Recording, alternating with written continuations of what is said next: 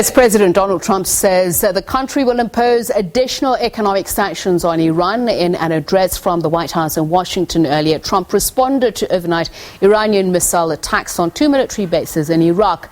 He called on Europe to break away from the remnants of the Iran nuclear deal, which he called a foolish deal, which the US had planned to move away from.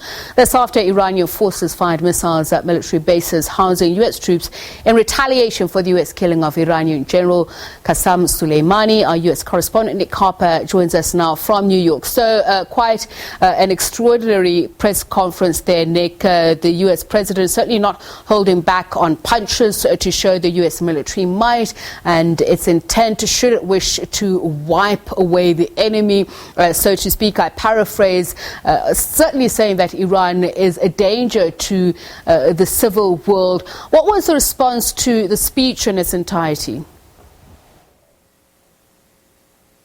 Well, certainly, yes, there was a lot of very fiery rhetoric within that speech, but overall the tone was an attempt to de-escalate the tensions between the US and Iran. He did say that the US would be imposing new sanctions on Iran, that they would take effect immediately and they would remain, he said, until Iran changed its behaviour. However, he did also state that Iran appears to be standing down and therefore the US was not at this stage looking to mount any sort of attack. The response so far, I guess, is one of relief. We have, for example, seen global markets rise on his speech. Wall Street has risen, the S&P 500 hitting a record high. It seems to be something of a sigh of relief because there has been tremendous concern coming out of the United States for the last 12 hours or so. At one point last night, it seemed as if Donald Trump was about to break into the television programming around the US to make a speech live on primetime TV. At that point, the concern was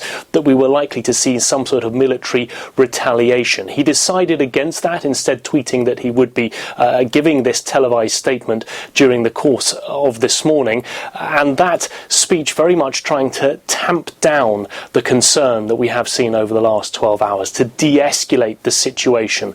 Both sides now, after those strikes by Iran, saying they have done enough, and it seems to be a waiting game now. The US saying that we're putting in more sanctions, we want NATO to be more involved, asking the other members of the old JCPOA, that's the Iran nuclear deal, to pull out of that deal and to renegotiate another one. But at this stage, it seems the US is not going full steam ahead on any sort of military retaliation. Now, Nick, I want to talk about what would have been the source of US President Donald Trump tempering down at least what seemed like heightened emotions. The fact that he said the US had received an early sort of indication of the strikes, claiming that that was due to US intelligence, but we saw Iran through its prime minister earlier on saying that they had in fact gone out of their way to at least alert Iraqi officials that they were going to take retaliatory action against the US.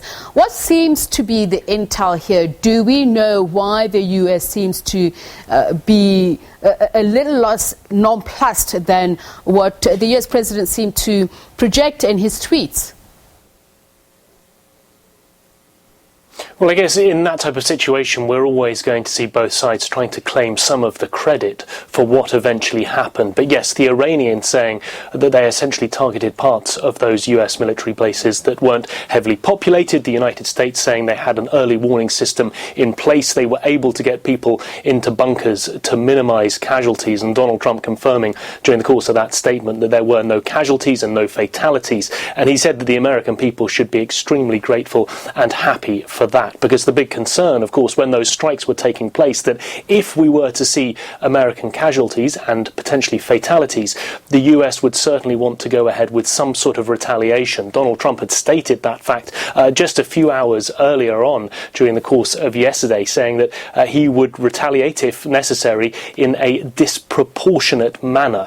And he's also been warning over the last couple of days that there were 52 targets in mind that the US was looking at striking, including sites of cultural heritage within Iran. So both sides at this stage really trying to tamp things down, but also trying to say that they did what they could to make sure that the situation was not worse than what we've seen.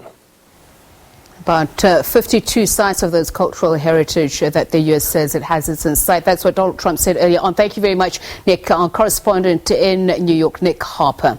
Now,